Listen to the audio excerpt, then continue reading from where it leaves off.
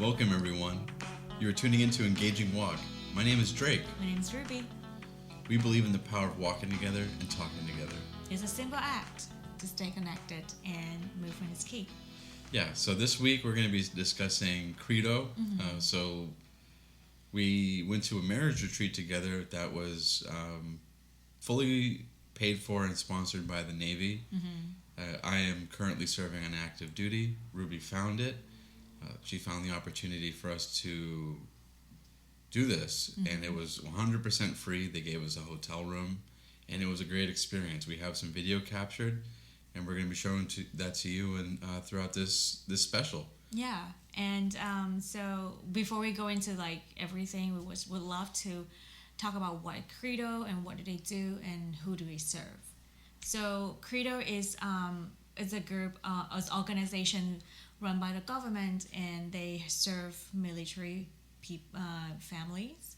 And what they do is just give back to the sailors or all the people that in armed force, just to be grateful for what they have done for the country. So, like Drake said, they create a weekend marriage enrichment weekend, where you get to know more about your spouse and each other and how to maneuver through life together. And on top of that, military life together, and it's free. It's pretty much paid for food, hotel, and all activities. Yeah, it was really definitely fun. How did you find this? I think we've talked a lot about being intentional in the previous week, and one of the things that Ruby is great at is being intentional with our dates, being intentional with our date nights and our time together. And one of the things that she's able to do really well is like make our money go a lot further. So it's a great thing. It's a great thing. It's I talk to a lot of people and they're like, man, I wish my wife was like that, or I wish I had somebody like that in my life who is always pushing, like, hey, let's make our money go further. Let's do this. Let's save some money here. And this was really fun, and it was a great way for us to unwind, spend some time at the beach, spend some time together, and not be at home. Not be at home for like 3 days. And how did you find it? So, because I just married to a service member, and I'm a learner, so I love to learn and prepare myself, especially new environment. So I signed myself up in Navy Spouse 101. That's the classes where you get to know the Navy, all the terms, what I said, like Credo, what does it stand for, and all the terms. And through that class, I get to know that there's tons of helps and support of a community during the place called Fleet and Family. Fleet and Family. I'm still learning all the terms. And I found Credo there because during the class they say like, hey, by the way, if you are looking for time to for your marriage, and it's free, and it's right here in Coronado at the lodge, Navy Lodge. So just sign it up, and then so that's what we did. So I think being intentional you look for resources around you and just utilize it, Yeah, I think this whole trip that we took together, it's sort of like a staycation almost, because it's local for us. Yeah. But it was sort of like taking a pause and thinking about our relationship, and I think that might be helpful for every relationship. I think no matter what you're doing, if you're focused on it and you're doing it every day, like a relationship, a marriage, especially a marriage where you live together, you can sort of lose the forest for the trees, and I think taking a pause and thinking about how we do things, thinking about how we can improve things, and just in general, even if you're not having a crisis, is very helpful. And that was pretty much like what they talked about. Yeah. So basically, a lot of strategies, a lot of different things. To be honest, we had already gone over a lot of these things, or a lot of these strategies. We've previously mentioned Danny Silk's courses that are really very helpful. Love Academy, Uh-huh. Kylo, all that, but this was also like just a refresher kind of course on that, and then doing it in person with other couples was really fun. Yeah, and then they have 3 days, so basically you get to know, the couples, couples in, you know, military families, and I find it very helpful because for me as a civilian, going to that world, I don't know, because so many things, not just the terms, but also like the mindset and the lifestyle that I don't have. And I'm a planner, so one of the, I don't say it's culture, shocked, but it's like lifestyle shocked. Like I'm a planner and I have plans. If you come to our house, you will see plans everywhere on the wall. That's for sure. And to-do list. And so for him, it's like I'm asking him, so what I'm gonna do? Like, but he said like, oh, I don't know. Like, what do you want? You don't know. And so it just their life is. You need to have a lot of grace and flexibility. That's what we need. That's what I need to learn. And so here, being there for 3 days, we not just learn more about each other, we learn more about communications, how you deal with that. And later on, we will share more about our, takeaway. But then also I get to know the community around me where they serve in San Diego, they serve in California, and they have different, skill sets that they have gone through. So absolutely, a lot of people that have spent almost years apart. Yeah. And they being on deployment, being this, doing that, having to live separately. Mm-hmm. What they call in the military, mill to mill. Like both couples, they're both serving, so their schedules can be really crazy. Yeah. Really crazy. Yeah. So like they have two different missions at two different places, and they still have a family to run. You know? So it's crazy.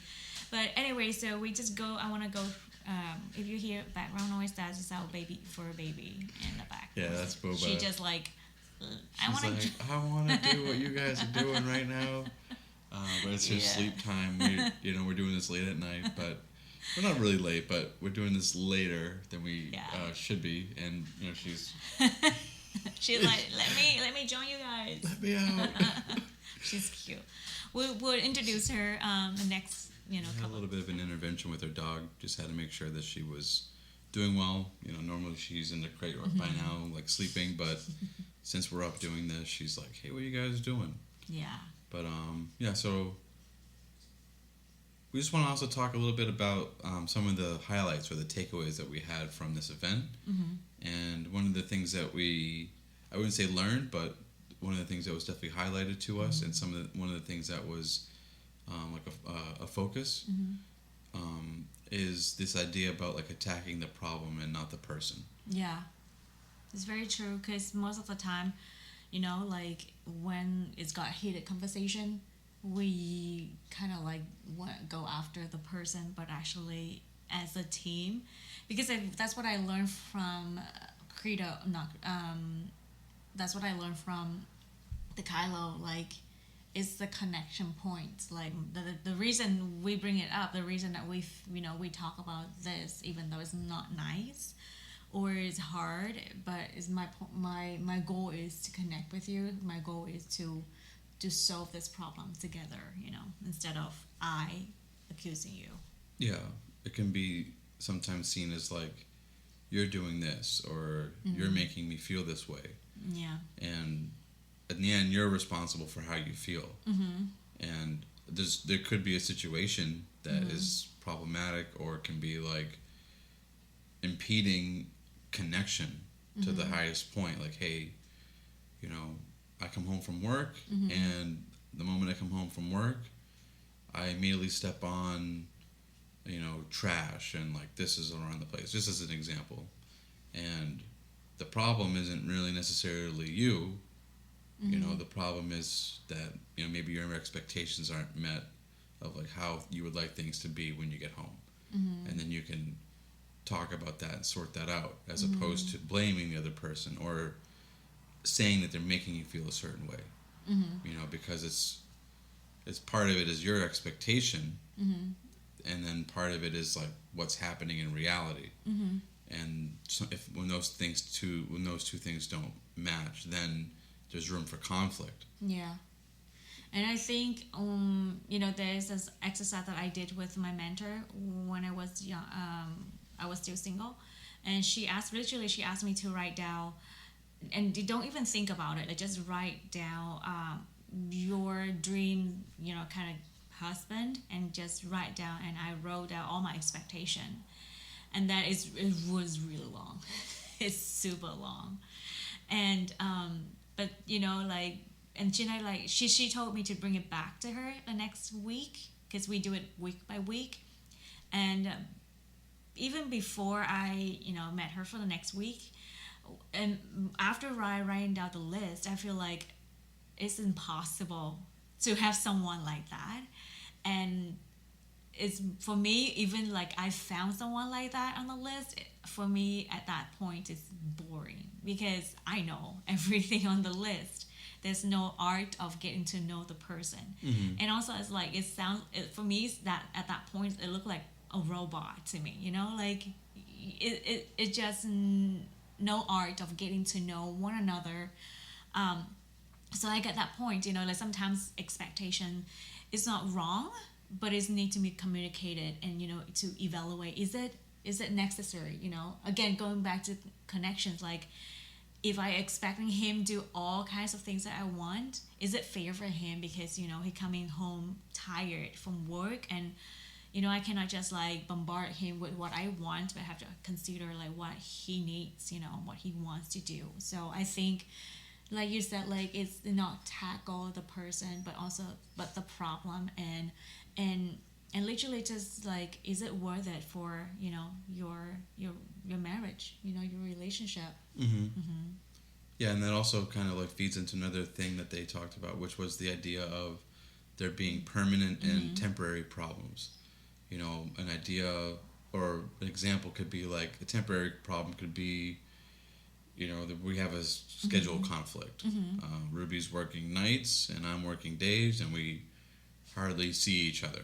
Which is not the case. Yeah, not the case, but just as an example of a temporary problem. Yeah. Our schedules aren't always going to look like that, but we have to work around those temporary problems, and we have to make solutions for them. So if that was the case, if we had conflicting work schedules, then we'd have to find time in order to connect and in order to do life together. It can't be the case that I'm sleeping, she's working, and then during the weekends we're just catching up. That it's just an example, but an example of a temporary problem. And a permanent problem could be something along the lines of like, we have different viewpoints, different values, and those things are always going to, or they're always going to be different viewpoints that we maintain, and it's not necessarily fair for us to expect our partner to change. And we sort of have to live with that difference and accept, or at least come to some sort of compromise. A good example they used at Credo was drinking. That there was a case where a guy was like, hey, you know what, I like to drink with my friends. And his wife was like, I don't want you to drink at all, you're going cold turkey. And he's like, no, I can't do that. So they came to a compromise where he would drink with his friends once a month, or whatever that they agreed upon. And you have to sort of think about like what those differences are in your relationship, and how can you mitigate the conflict that you're going to share with amongst those differences.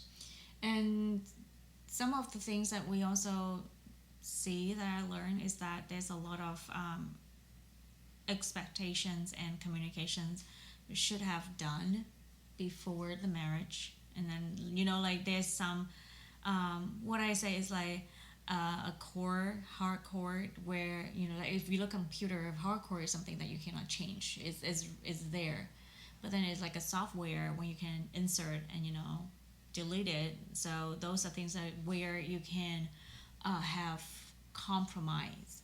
And as a hardcore for me, when we're getting to know each other, my hardcores were like, are you a Christian or do you really love Jesus? And this because this matter most for me.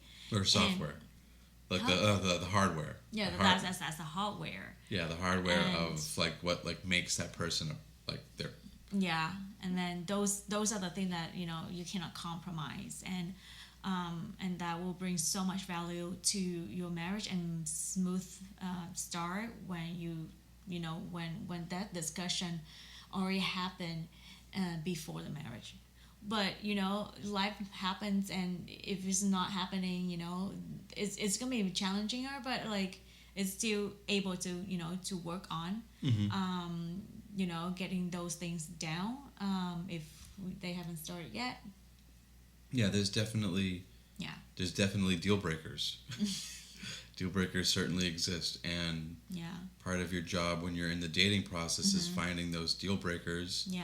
And being honest about them, because not everybody is for everybody. Yeah. For sure. And you have to, you might, really be infatuated with the person, but it might not work out in the end. And that's part of what the dating process is. And it seemed like there's probably some couples there that didn't go through the dating process and thinking about that, but they're already married, and that was some of the things that they talked about during Credo. But at the same time, you just have to kind of, depending on like how you want to approach it, think about like, hey, is this person worth it?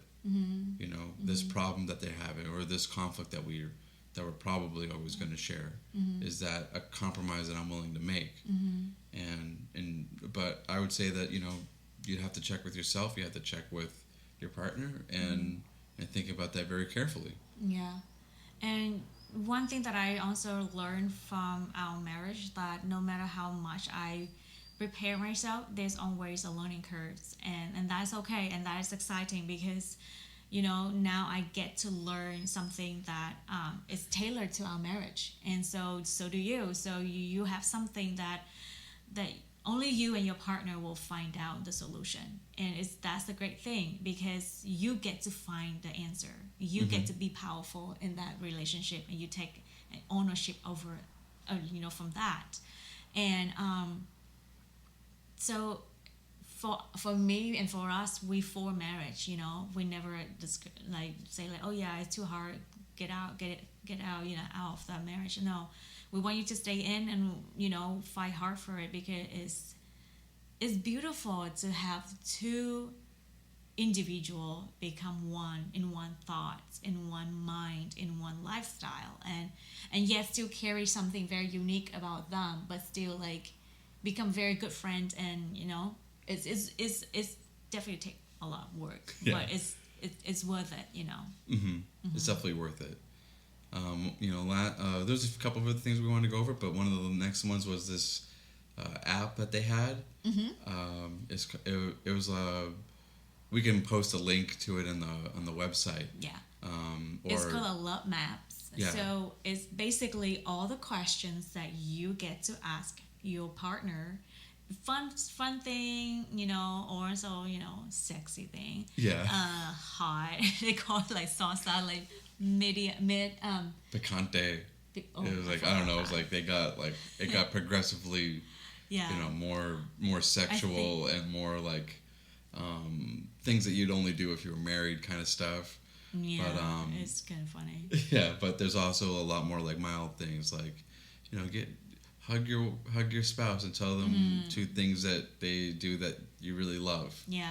Just a lot of it was just kind of like breaking the norm kind of stuff. Because couples fall in their routine. People have their routines.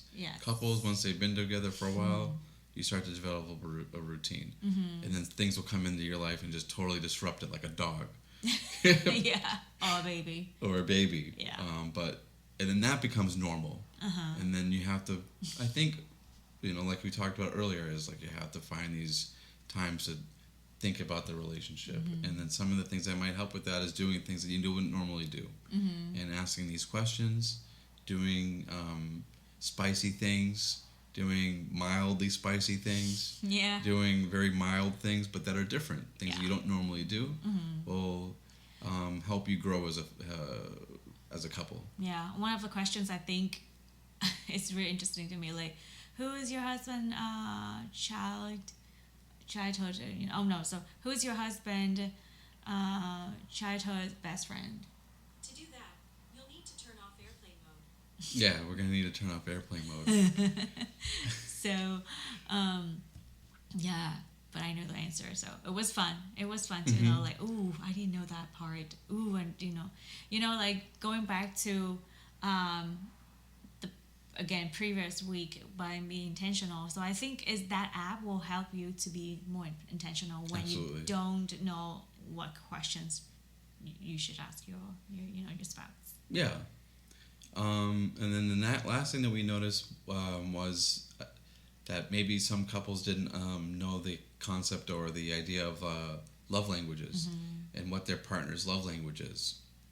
And that's really important to know how your partner wants to receive love, how they receive love, because you might be like chopping away at it, like I'm bringing gifts, I am doing acts of service, and your partner is like, you know what, yeah, you did all those things, but That's not my love language. you never come home and hug me. You Yeah. never come home and give me a kiss. That's right. So you have to know, and I think it could go a long way in terms of breaking down barriers. Knowing your partner's love language, and then can open communication where communication breaks down, and maintain connection where connection seems difficult. So you can say, like, for example, if your partner, like Ruby, her love language is physical touch and quality time. Yeah. So, if we take a moment to have quality time together, and then really enjoy that company. Like the other night, we went also to the beach and did a bonfire, and that was like boom, big boost to our quality time. It was really, really fun, and we brought the dog, and it was a great time. Yeah. But another thing is, like, if we're having a conflict, that we can like a simple, like, hey, my goal is to be connected. Like, my goal is not to dwell on this for too long, but for us to get through it, and we're gonna get through it. And then I'm just here holding your hand and making sure that you understand that, like, that our goal is connection. That my goal is connection, and a touch, and a simple touch like that in that moment can go a long way. Yeah. And what I learned from other couples about love language is that your love language can change throughout the years, and it's good to catch up with your partners and ask them, like, the way how they want to receive love and how they usually give away love, because apparently there's two ways. It could be two ways, but it could be one way. I'm sorry. What I'm trying to say is, like, it could be two different languages that the way they receive and the way they give.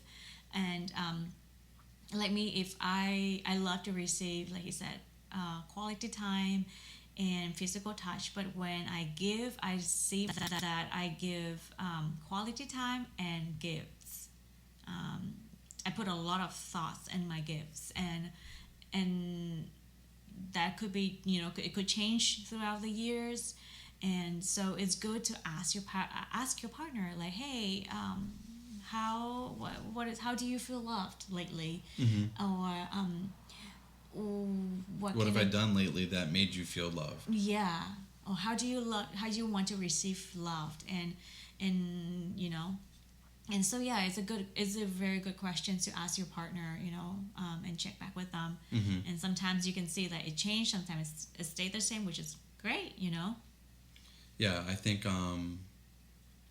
another thing that, like, really was a great part about doing Credo was that, like, we got to do this, like, little art project, and we made our love map. Yeah. And it was basically like our love story of, like, how we met, all the things that we've done together, and we sort of, like, drew it out in a timeline, and we hung it up in our room. It's in our bedroom. Yeah. And it's sort of like in this area where we have, like, all of our plans, like like my wife said, like we do a lot of planning, and Yes. And when that scene that next to that plan, I think this morning we were doing some praying and like looking at it, and I was like, you know what, it's so fitting that these things are together because you know we see where we're going, and we see also where we've been, and seeing those two things side by side is really powerful. That like we've come such a long way. But we also have so much more things to do, and there's so many more things to look forward to. And I think having that in your house, maybe that's something you can do once a year. Just keep adding to your timeline and or maybe you have a new milestone and you add it. Yeah. So it's very powerful to look at, that the art that you do together. Also like creating something together. Maybe we can do another episode about it, the love maps. And you can get to do with your loved one. Maybe not on the walk, but like it's an art project. You come home from your walk, you come home and you get a big poster board or a small one. And it stopped and it start a new one. Oh yeah, that does it. But you have to click on it because it's not recording right now. There you go.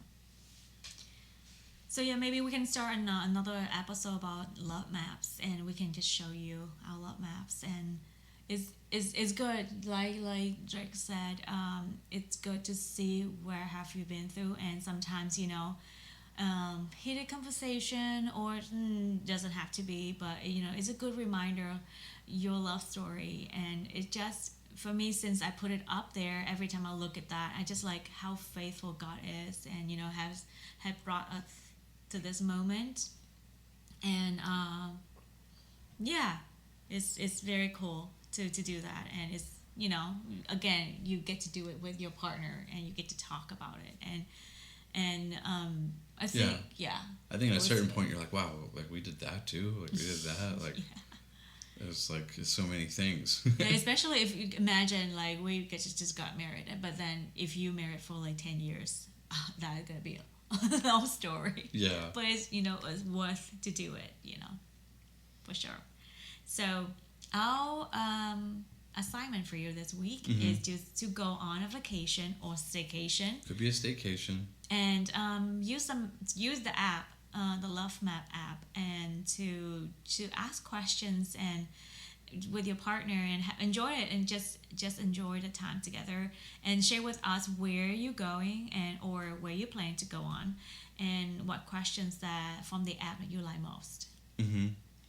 Yeah, I think if you're on that walk that you can, or if you're taking a walk together during your vacation, that you can use those questions and pick maybe 10 and really go deep into them. Maybe once your partner answers, sometimes, maybe Ruby hates me for saying this sometimes. I'm always like, what do you mean? Like, sometimes she'll say something, she's very fast, and she's very like quick with her responses. But, sometimes I'm like, wait, what does she mean by that? So I'll be like, wait, what did you mean, babe? And she'd be like, I meant this. And I'm like, I totally did not hear that at first. I totally thought something else. But if you, really dive in and you really ask those follow-up questions, you can get to really understand your spouse at a different level. And then that's what that's what another things that I learned from Credo, that I feel like every time I said something or he said something that, kind of like edgy, and you feel like, it's good to ask that person, hey, this is what I heard. Is that what you meant? Yeah, so definitely a good tactic. And then, because sometimes speaking and hearing at a different, level, and then it can cause misunderstanding. And so by confirming what you heard, it's clear out, the atmosphere of the heart. So do that with your partner when they share something that, like kind of like, what? Sensitive? But also, again, it's a moment. Remember to create a safe spot, a safe place where they get to come out and share who they are, and instead of like receiving it as who they are and instead of that attacking them, which is we don't want. Mm-hmm. Yeah, definitely want to have that openness and not be shot down out in the open field. Yeah, don't Yeah. shut them down. Yeah, so definitely, we're gonna also post or maybe not post a link, but maybe just show like a screenshot of what the app is on our website for this episode. Yeah. So that'd be engagingwalk.com. Make sure you follow it. Make sure you subscribe. Yeah. Whatever button it is that says like, "Hey, I like this. I want more of this." Push it and send it out to all of your people and be Yeah. like, "This is what I need in my life is some engaging walk." But we're on Instagram. We're on YouTube. We have the Facebook? podcast, Facebook. So just follow us. That's engagingwalk.com. You can find all the links there. You can find all the episodes. And we really want to thank you for tuning in. And so next week we're going to dive a little bit more into love languages, what all of them are, how you can do them, and what that means, like what our love languages are, and then how we communicate using our love languages. And how can love languages help you to stay connected when you don't want to?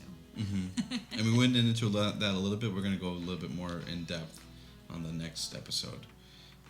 So we want to thank you for tuning in. We hope that you take our engaging walk and you make it your own. Sure. Yeah, that for sure. And don't forget to subscribe us and follow us. And thank you for your time. This is Ruby and Drake with Engaging Walk, and we're signing out. See you next time. Thanks for tuning in. Bye. Bye-bye.